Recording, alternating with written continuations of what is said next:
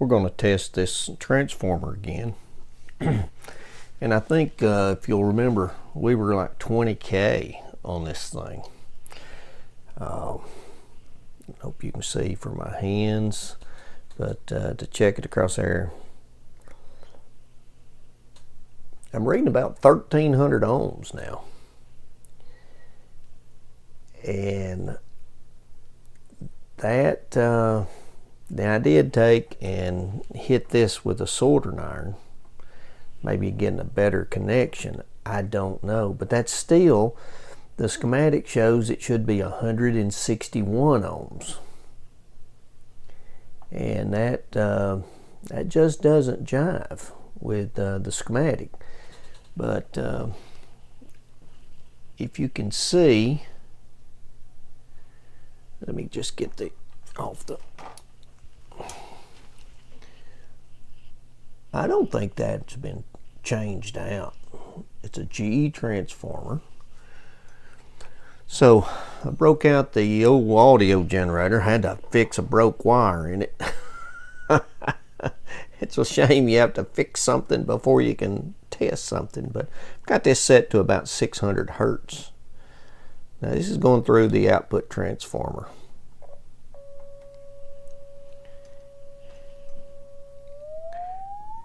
Unfortunately, I don't have a, well, I have a permanent magnet, I just can't find it because there's nothing going to the field coil to produce the magnetic field, but it's going through the output transformer.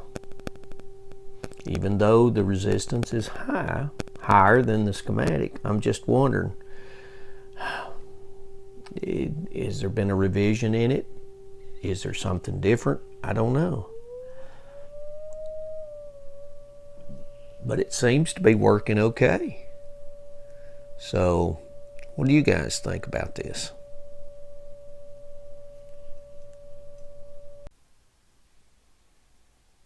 Okay guys, take a look at this. I fed some audio through here, as you recall, and then I heated these pins up a little bit. Now look, see what I've got. 574 ohms. That's a lot closer to that 161 than I originally started. I think I'm going to pull this off and pull these wires out and see what kind of shape these wires are in underneath here, and see if I can, I'll either do one of two things. I'll either get a better connection or kill the one I've got. So but this is a lot better off than it was when I first started. So just heating these pins seemed to have done something, or feeding the audio in there helped it.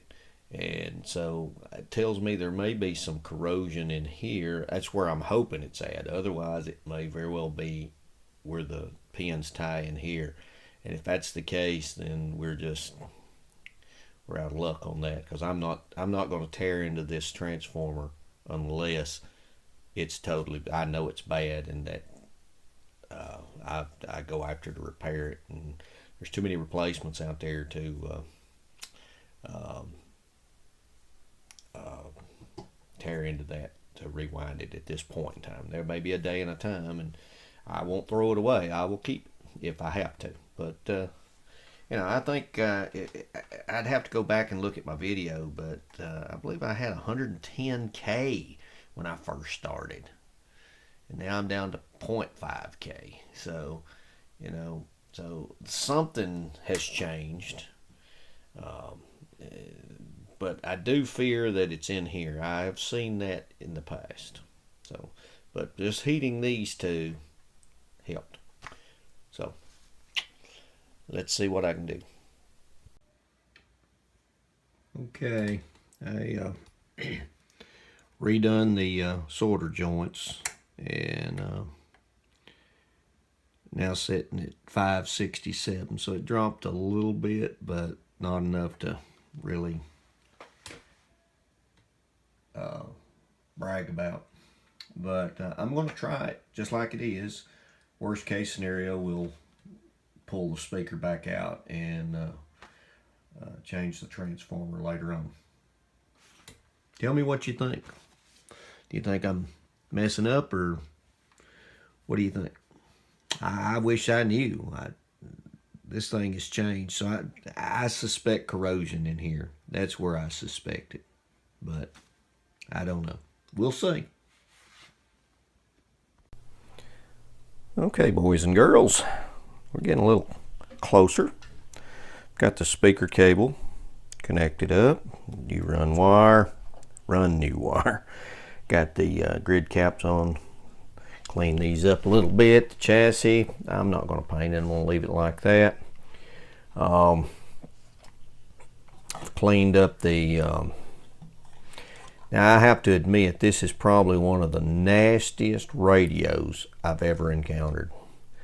Not only did it have like the tar nicotine, but it seemed to have a greasy film, and then about 80 years of dust on it also. But it was totally nasty. I'm working on the indicator. If you can tell, someone in the past took some hot pink fingernail polish and I think touched this up a little bit. So I'm going to go with the latest style. I'm going to go with a hot red fingernail polish on that. I'm going to clean this up a little bit more, soak this in either lacquer thinner or alcohol, and get the, I mean, my hands is just, I mean, just handling this. Look at this cable. This is a cable. This is not a string. I mean, it's just nasty.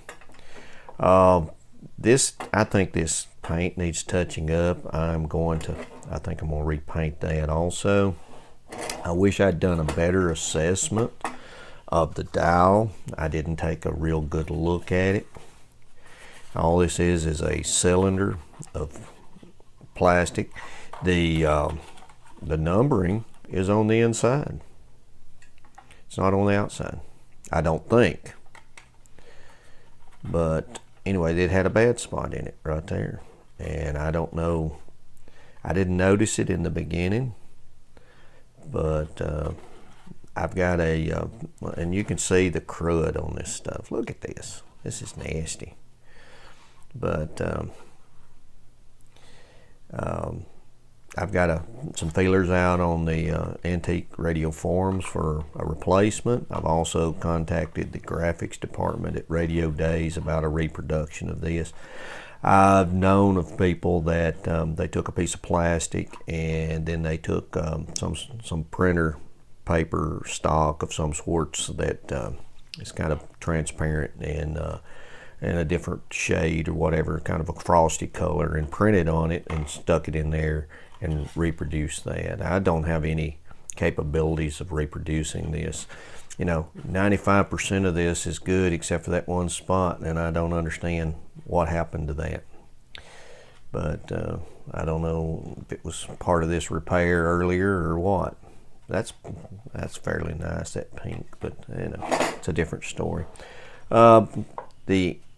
The ends that this goes in, I'm doing a little naval jelly repair on, getting the rust done, what have you. But I'm going to go ahead and mount, once I get this, mount all the everything up there and get it up and going except for the dial. And this is just connected to the band switch itself. And I can leave this out or put it in just like this. And you can see on the bottom of this, this will show you how much crud was on this thing. This is the bottom dial, this is the middle dial, and here was the top dial that was exposed. Underneath that hazy, glazy escutcheon glass or plastic. So I just don't know what kind of environment. I'm just going to have to say this was in a bar and grill somewhere, you know. I just don't know, full of smoke and grease and dirt. I don't know, but it has been really a challenge cleaning some of this stuff. So hopefully, I don't want to live with this like it is. I will if I have to, because I mean, it is what it is. But I'd rather have some replacement on this. But everything is good. It's just that one spot, and I have no idea where that came from. So we'll see. We'll see we'll worry about that a little later. But we'll go ahead and, I think this is, I want to go through it one more time and check the wiring. But I want to put all this back together, and I'll show you how this is all wired up once I get it cleaned up a little bit more. And then probably in the next episode, maybe at the end of this one, we'll try to apply some power to it. I've taken the fingernail polish off, and as you can see, it removed the paint. I was planning on painting it anyway, so I've cleaned it, scuffed it up, ready to spray it. I think I've got an acceptable color for this. Got it. I was noticing they didn't do much. I thought this is nasty, but that's overspray from almost, what, 80 years ago, 81 years ago. So anyway, I think that's ready to clean or to spray. I'm gonna spray it, and I'll show you. I'll tell you what I used and how it turned out. I'll show you. Well, I've cleaned those once, and then I put a better dousing of navel jelly in there to make sure that it's clean. I used lacquer thinner in a tub and clean these little cables. They're little brass cables, I believe, and it just feels a whole lot better just to get that crud off of it. But here's what the lacquer thinner did to the fingernail polish that was on there, which that's still a good base. Gonna go either to the dollar store, or I'll have to find me a cheap, bright red, sleazy looking red fingernail polish so, to put on that. Here I cleaned and painted the dial cover or dial frame. I think that's a good match. I really do. It's close enough, I think. I've used it in several other radios, and matter of fact, I've used several components of its Krylon camouflage paint, and it comes in about 4 or 5 different colors, where you've seen people paint their vehicles with different, and duck boats and all that to make camouflage. Well, this is the brown component of it, and I used it on the Atwater Kent. I just think it's a good tone. It matches a lot of radios from the 20s and 30s, and I just think it's a good choice, and it's available locally.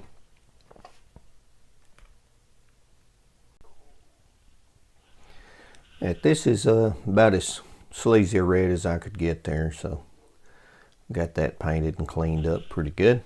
Now, I didn't go over how this mechanism came apart, but I'm going to show you how it goes back together in case you ever face it. I'm not going to glue the ends of this because I plan on either replacing it or doing something.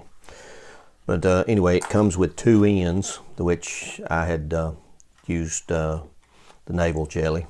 So I won't glue it. You can see where it has been glued in the past, but I think it'll work fine because it has a slot in it on this end, as you can see here, and it fits in like this. So it rolls down like that, and it goes in thusly. The secret to this is a spring mechanism, and I sure hope I don't break a spring, because this is kind of a special animal, but it goes on the end here. But it pretty much, there's a and the best I can tell, they're both the same on each end, so it goes in that little slot right there, And of course you'll have to hold it until you get this little bracket and it goes in that spring. And it goes down into the end of the tube like that. Now this end of the spring, I'm not sure if you see it or not, but this other end, it latches over this. I think you may be able to see that. But anyway, I'll see if I can't. It goes in like that. And then this the spring attaches in this notch here on this end, and then around this part. All right, let's see if we can get it put in there. Of course, we've got a notch upper thing. It's always easier off camera, by the way. I don't know if you guys know that or not. Let's see if we can get this started in there without it falling apart. Getting the other end into the little divot on the end is kind of important. So I'm going to bring this spring all the way around.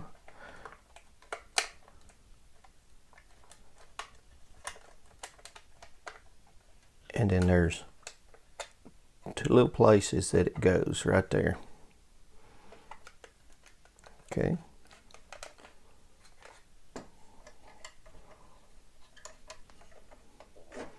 And then there's a screw right there.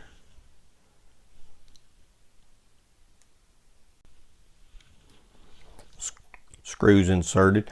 Now a nut driver would not go in there because of the close quarter, so I did basically what we all say we won't do, and I used pliers to attach it.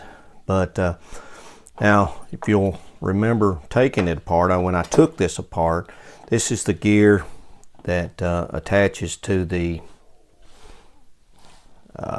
let's see if I can get that around there.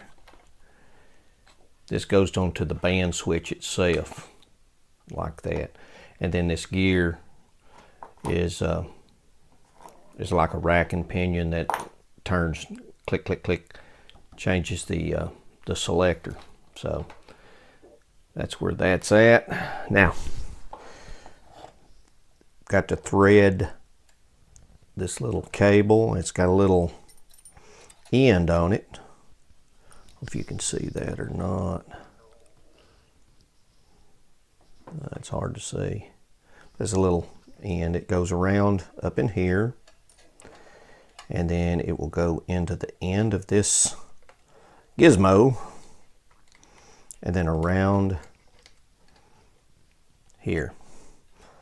And then as this is attached like this, and as you rotate this, you can see it changing like this, and then the spring, if it's working properly, will bring it back to the band, to the broadcast band, and then the different short waves. As you can see how that works. I took a second look at this this dial, and I kept thinking, did I do something to mess this up? Did I do something to mess this up? Did I, I just kept, and I was just wondering about it, So I went back on my first video, and when I disassembled it, and it was there. Now I've wiped it down a little bit, but I think what I did is I just made it, you could see it a lot better now. But if you're looking, I'll post a picture, you can see that it was already there. So I feel a little better that I didn't mess it up, because I've had a history of messing these things up before. So, so I still haven't heard or anything on what to do with this. So for now, I've just got it in here, and we'll go with it for now until we can get a replacement. So let's work a little bit on this tuning condenser. All right, when I took this off the wheel, this is the wheel the drive wheel. This right here is what controls the condenser itself. We talked about the fine tune there, but when I took this off, photos, guys, photos, notes, photos, and if you can, video it, because it really helps. As you can see, this goes back, and you can see where this wheel sat on this shaft like this. But looking at for witness marks, there are none. So as a starting point, I'm going to mesh the condenser, put this on, and line it up in those like there. And in theory, it should go this way. And that's as far as it's going to go. And it's a stop. So I'm going to start there. I'm going to back off just a tad. Now remember, a tad is a scientific measurement. And if you don't know what that is, just Google it. I'm sure tad will pop right up. Somebody will have something on Wikipedia, I'm sure. But that's one of those terms that used when I was growing up. Well, just a tad. And I guess it's more than a hair. I don't know. But anyway, I've got that. It's fully meshed. And so let's take it through the numbers here and see where it falls in reference down here with this capacitor. We don't want it to fully touch this up here and short out, and so it falls short as it rests against this. So that's a good starting point right there. This is a little unique. A lot of folks that's worked on these have seen springs. Well, this is the spring, the tension spring. Hard drawn steel, and the cable loops on this, and I'll go ahead and put the dial on, and then we'll go through the putting of the string on, or what have you. Putting this dial back on, you'll notice these are slotted, so that means it can be adjusted one way or the other. But look, you can see the witness marks where the screw heads go. So I'm going to try to put that back on each one of these exactly like I found it. May have to do some adjustments, but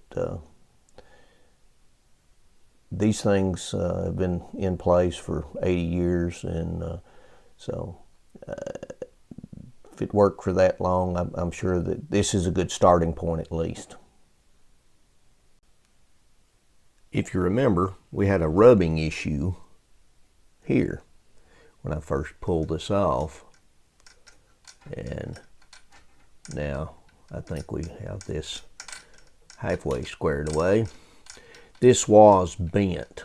However, one of the other issue was worn grommets. Now, if you'll look here, I end up using the same grommets. These were okay. They're not the best in the world, but I had bought some and have some stock on hand here, some from Renovated Radios. They do a great job of reproducing some parts. Now, they don't make it for this one. The one that I had in the back was worn out.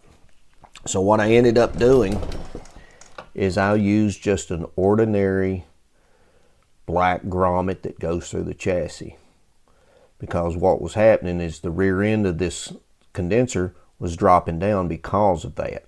So it was making it ride up. And one of the things when I did have to bend this slightly. You got to remember, you say, well, it's rubbing, so I bend it up. I'll bend it up. No, you don't bend it up, because the back end is just like opposite. So you bend it up, it puts it more into this right here. So what I end up doing is bending it down slightly. Not very much now. It was just slightly out of kilter there. So we've got that. And I think that it's going to work okay. Now this is what drives the string across here. So let's turn this thing around and work on it a minute. I'm going to put the dial indicator on with the little brass cable.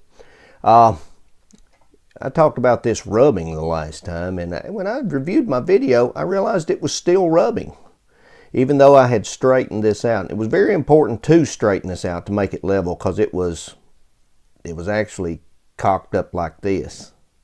So I've got it level now, and you know, sometimes we think, well, I'll just bend it, twist it.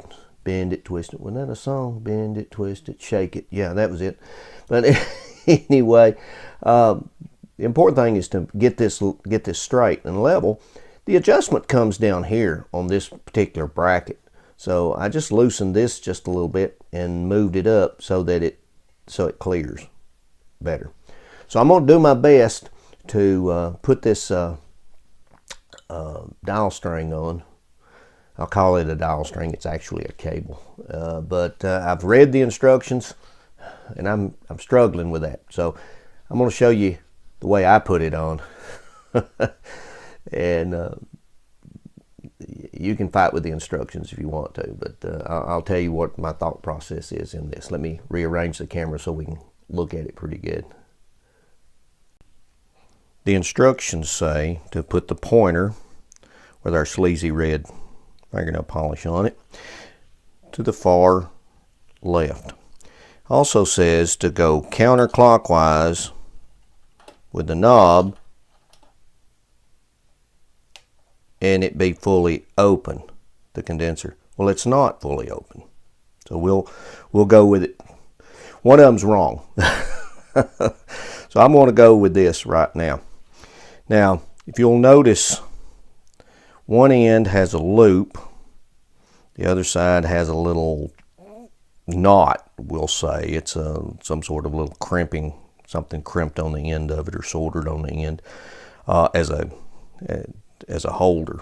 So I'm going to show you how this goes on all the way over. So here we go. We're going to go all the way. Now, here's the two wheels. Okay.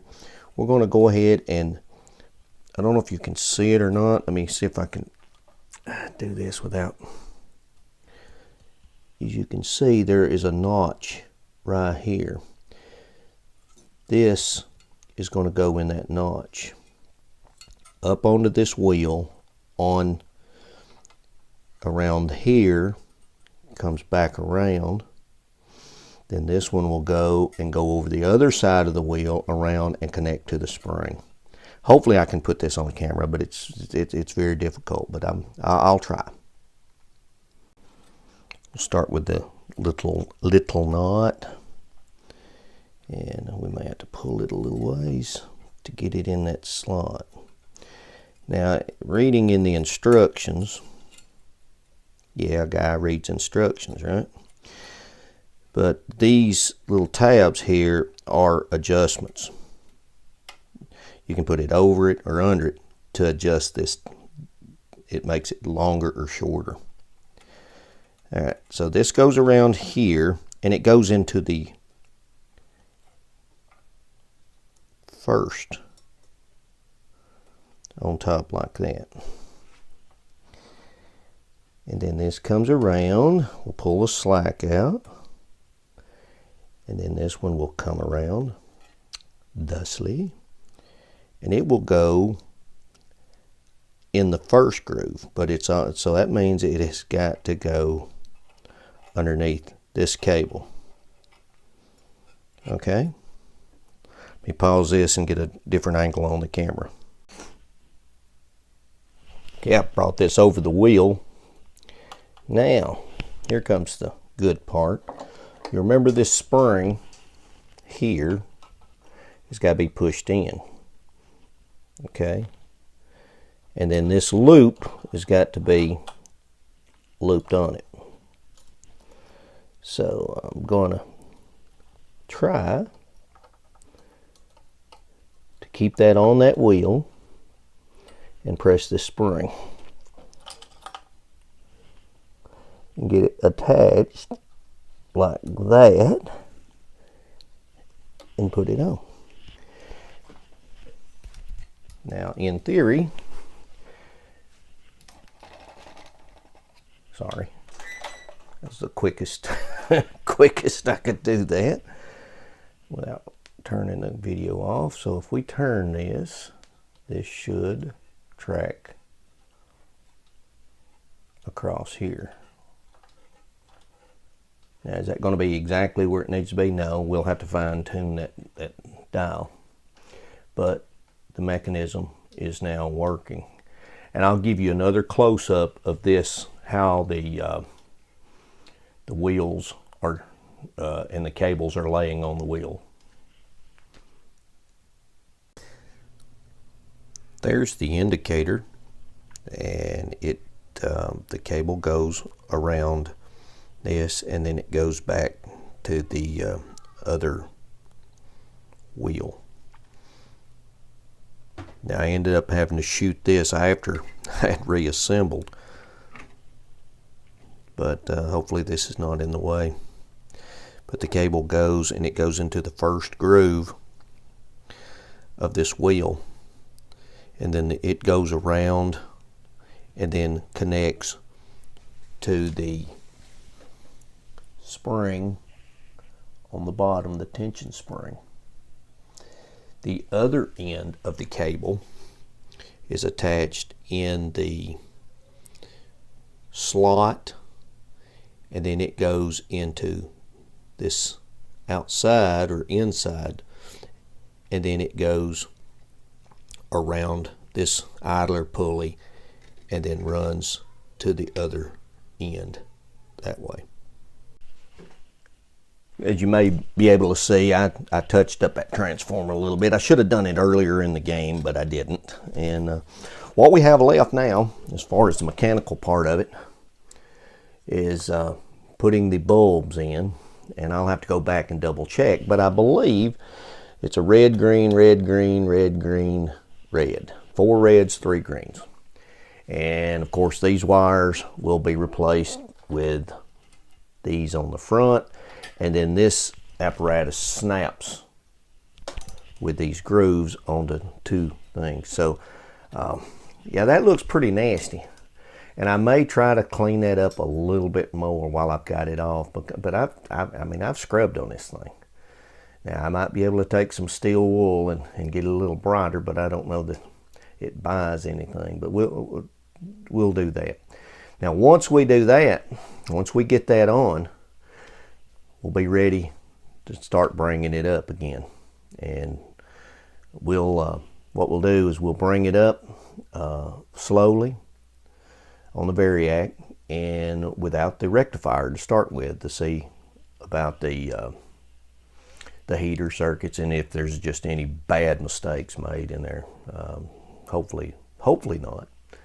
And a little later I'll tell you a story about a friend of mine that found an issue on a radio he just bought on online auction that was pretty unique. But it's unique, but I think it's also a common mistake made. But let me clean this thing up and get this thing on. I've touched it up a bit, a little bit cleaner. It's not perfect, but it's a whole lot. Now, like I've said, this is the nastiest radio I've ever seen. Now, here's something I ran into, and guys, I can't overemphasize this. Dry fit stuff. Before you start soldering and cutting and doing everything, put it in place, because these wires will replace the ones that's hanging on here. Okay, but they've got to go through this hole here. And I'm debating whether to put a grommet. There was not a grommet with it. So I don't know. And I'll look at it, and even if I have to split the grommet and put it in later, that may be the best option. You know, number one, it didn't have one with it. Number two, it may very well, because it attaches to this here, so it may be too much of a grommet. You know, it may get in the way of the dial string. Now here's the thing. I originally was going to just stick these in here, solder them like this, so I'd have good working room. You know, that makes sense, doesn't it? Well, when I was going to put it in there, these wires would be dragging on. Let's see if I can move this without.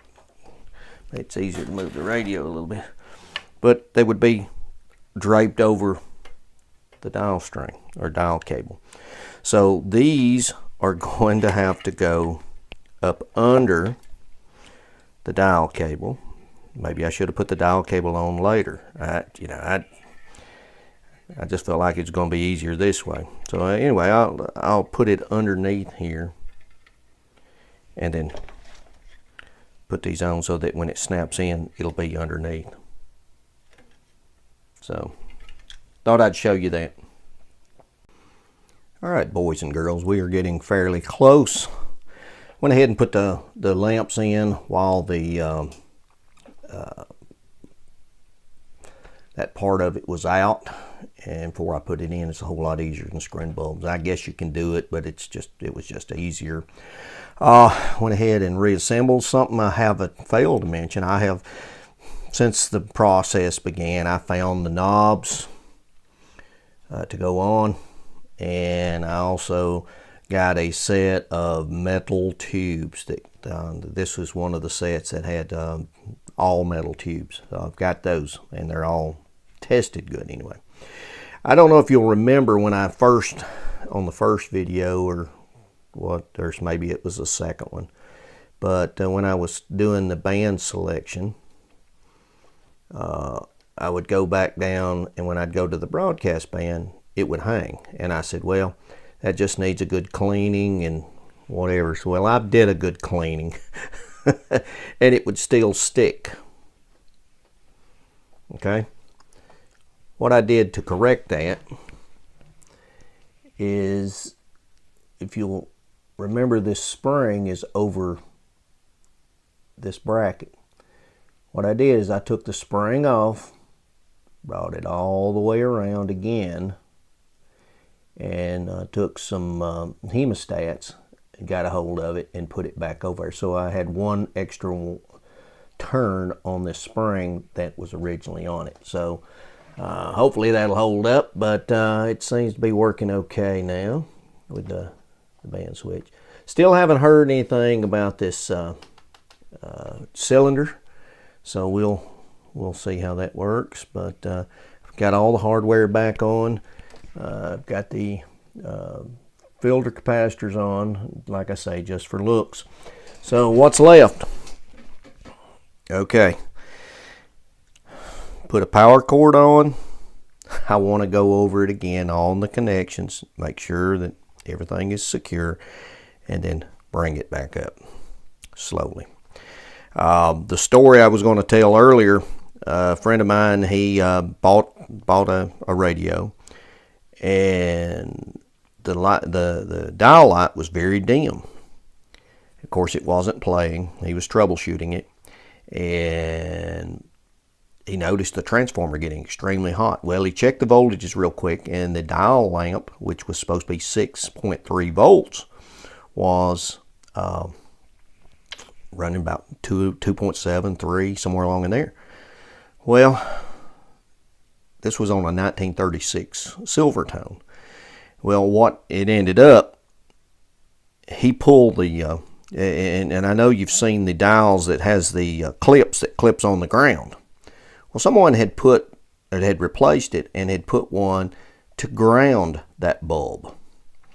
So basically, the bulb was supposed to go across the filament transformer windings.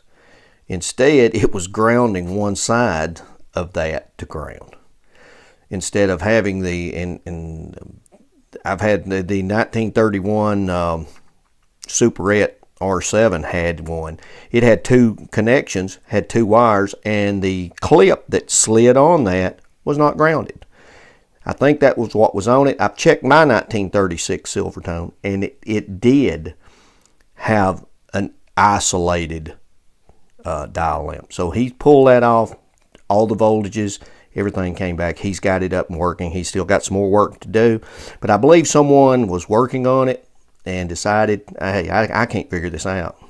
I think it's got a bad transformer, and put it up for auction, and he got it. So I think it's going to be fine. But anyway, we've got to put a power cord on it, and then I'm going to bring it up without the rectifier, and then we'll put the rectifier in and bring it up real slow. But that'll be next time. So, from Larry from the hills of Tennessee, thanks for watching.